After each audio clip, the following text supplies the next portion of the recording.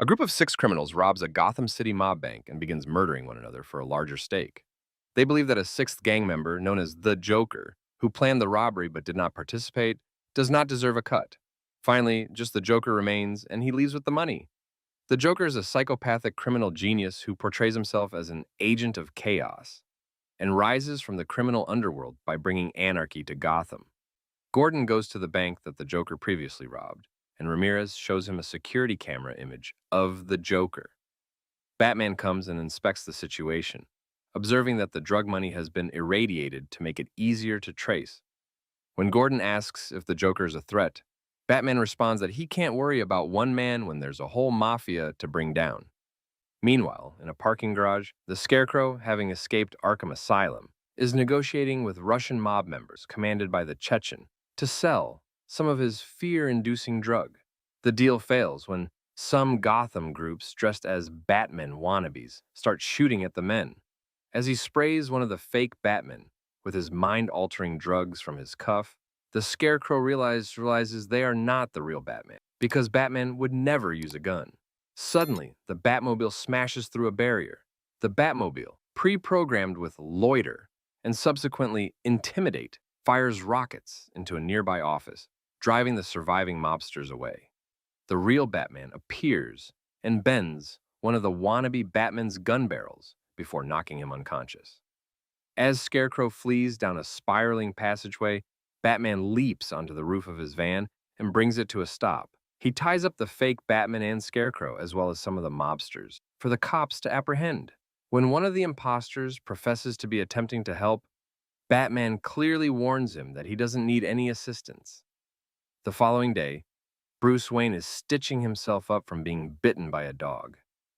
Alfred notices Bruce keeping watch on newly appointed District Attorney Harvey Dent via computer displays as he tries to determine whether Dent can be trusted. Alfred worries if he's truly spying on Rachel Dawes' connection with Harvey Dent. Harvey Dent appears in court to assist Rachel Dawes in prosecuting mobster Salvatore Maroni, the purported new boss of the Falcone crime family. In court, one of Maroni's men tries to shoot Dent while he is testifying. The pistol does not go off, and Dent hits the man before he is taken to jail. Maroni is eventually released, much to Dent's dismay.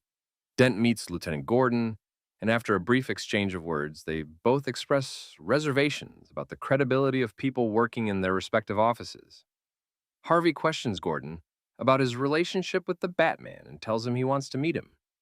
Gordon demands search warrants for 5 banks suspected to hold the rest of the mob's money. Dent decides to endorse Gordon's search warrants, establishing a precarious relationship with the honest Gordon. Lucius Fox holds a board meeting at Wayne Enterprises to negotiate a joint venture with Lau, the CEO of Lau Security Investments, based in Hong Kong. Following the discussion with Lau, Wayne shares his concern with Lucius Fox about Lau's business activity, which appears to be illegal based on their revenues. After agreeing to cancel the deal, Wayne seeks a new suit from Fox. He says that he has to be lighter and faster in case he runs into any more guard dogs, and that he wants to be able to turn his head. Harvey and Rachel have dinner together that night. Harvey tells Rachel that he had to make a reservation weeks ago, and even then, had to use his power to acquire a table at the extremely fashionable restaurant. Bruce and his girlfriend, the Russian ballet's prima ballerina, meet Rachel and Harvey. Bruce has them put together a table so they may dine together while telling Harvey that he owns the restaurant. Bruce at first looks jealous and threatened by Harvey's relationship with Rachel, but Harvey explains how he supports Batman's work and values his assistance. Bruce changes his tune and informs Harvey that he intends to organize a major fundraiser for him. Sal Maroni, an Italian mafia boss who takes over Carmine Falcone's mob, Gamble, an African-American mafia boss who oversees illegal gambling and extortion for the mob, and the Chechen, who oversees drug trafficking for the mob, are video conferencing with their corrupt accountant, Lau, a corrupt Chinese accountant triad boss who has fled to Hong Kong and hidden their money for safekeeping. Lau claims that Gordon and Dent raided all of the mob banks, but he shifted the money before they could reach it. The money will be held in Hong Kong, where U.S. officials will be unable to seize it. The meeting is interrupted by the Joker, who tells them that Batman is unconstrained by the law and claims that Lau will scream to the cops, and offers to kill Batman in exchange for half of their money. The mob laughs, and as one of the mobsters, Gamble, comes up and threatens the Joker, The Joker opens his coat to expose grenades. Gamble informs the Joker that he has set a price for his head. The Joker advises the mob that if they want to take things more seriously, they should call him, and he hands them his card, a Joker playing card. He then exits, but not before telling Lau that Batman would come for him. Gamble and some of his pals are playing pool, and one of them informs him that a group of hoodlums murdered the Joker and got his body. The body is brought in wrapped in a bag, and just as Gamble is about to pay, the Joker stands and holds a knife to his face, while his men hold pistols to his associates' heads. The Joker tells Gamble how he received his scars from his father before murdering him. Batman meets with Gordon and Dent and promises to bring Lau back to the US. Batman discovers Lau in Hong Kong. Bruce Wayne's company was already looking into Lau's company for a possible takeover plan, but in reality, Bruce was only reviewing his books. Fox shows Wayne his new outfit, and Wayne begins to plan an unexpected vacation to Hong Kong. Fox will accompany him, giving the impression that his visit was only for the purpose of canceling negotiations with Lau's company. Meanwhile, Fox travels in Hong Kong to meet Lau. He gives his mobile phone to the front desk at Lau's building, where cell phones are not permitted. Fox meets with Lau and notifies him that Wayne Enterprises plans to stop negotiations with his company. However, he hides one cell phone in his pocket that has been modified to generate a sonar map of the surrounding region. When he exits the building, he does not pick up the phone he had left behind, instead showing Bruce Wayne the building map. That night, the phone Fox left at the front desk emits a high frequency, cutting electricity to the entire building. Batman enters Lau's office through a window, battles some of his guards, captures Lau, and flees by throwing a balloon connected to a cable to a plane he owns that is flying over Lau's building. Batman returns Lau to Gotham to testify after capturing him in his Hong Kong office and bringing him out using the CIA's skyhook technology, letting Dent to apprehend the entire mob. Rachel interrogates Lau in Gotham, while Dent and Gordon watch on. Rachel pressures Lau to give them the money he has taken, but Lau refuses. After she threatens to bring him to the county jail, Lau says he can provide them the identities of the mobsters and their pooled investments. Dent then realizes that they will have enough leverage in a RICO conspiracy case to link all of the mob members. Gordon decides to keep Lau in his holding cell at the major case unit building, and Lau offers to collaborate with the police by providing the names of the mafia members. Gordon appears at Maroni's restaurant as officers rush in and arrest all of the mafia members present.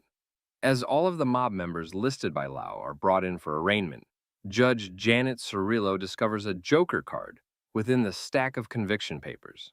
Dent conducts a televised impromptu interview, denying Batman's involvement and thanking the police for their efforts in bringing the mob members to jail. The Joker promises a series of murders until Batman reveals his identity, and he begins by assassinating Police Commissioner Gillian B. Loeb and Judge Cirillo, who presided over the mob trial. When the police arrive to take her into protective custody, the judge's car explodes, and Commissioner Loeb dies from severe alcohol poisoning before Gordon can stop him.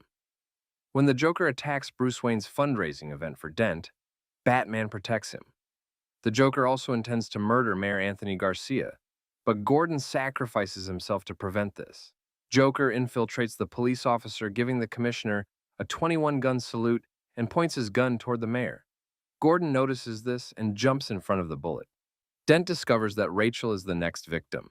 Gordon's family is visited at home to inform them of Gordon's death during the funeral ceremony.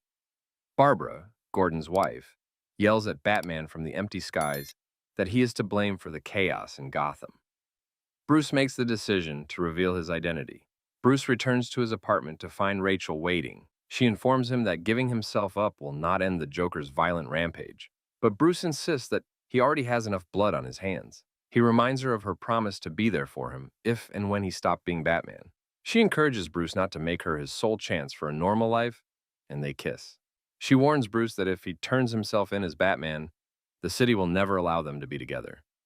Back at Wayne's secret center of operations for Batman, Bruce and Alfred begin eliminating any evidence linking Lucius Fox or Rachel to Batman. Alfred tries to convince Bruce out of it, pleading with him to endure these tough times and let Batman to make the proper decision that no one else can for the sake of the city. Dent declares himself to be Batman before Bruce does. Rachel, she is watching the press conference in Bruce Wayne's penthouse, confronts Alfred about Bruce's seeming weakness in letting Harvey to take the blame when he claims to be Batman. Alfred tells Rachel that Batman is letting himself to be something other than a hero, namely a figure outside of the system to whom the public can turn to or blame in times of crisis, and that Batman can take it. Rachel hands Alfred a note for Bruce and tells him to present it to Bruce when the time is right. When Alfred wonders what it is, she says him it is open and hugs him before leaving to meet Harvey while he is being escorted to the county jail. Dent is kept in protective custody, but the Joker arrives and attacks the convoy. While Harvey is being transported, the Joker and other goons begin shooting police cars and a big semi-truck. He pulls out an RPG and fires at the armored truck holding Dent. The Batmobile appears and tries to stop the Joker, but gets struck by one of the Joker's RPGs. His car suffers catastrophic damage, forcing him to eject. However, the ejection in this car is a bike called the Bat Pod, which emerges from the front. Batman chases the Joker on his Bat Pod, blasting cables at the truck and wrapping them around light poles and buildings before flipping it completely over. The Joker comes out with a Smith & Wesson M76 submachine gun and fires at Batman, who races towards him on his Bat Pod, telling him to hit him.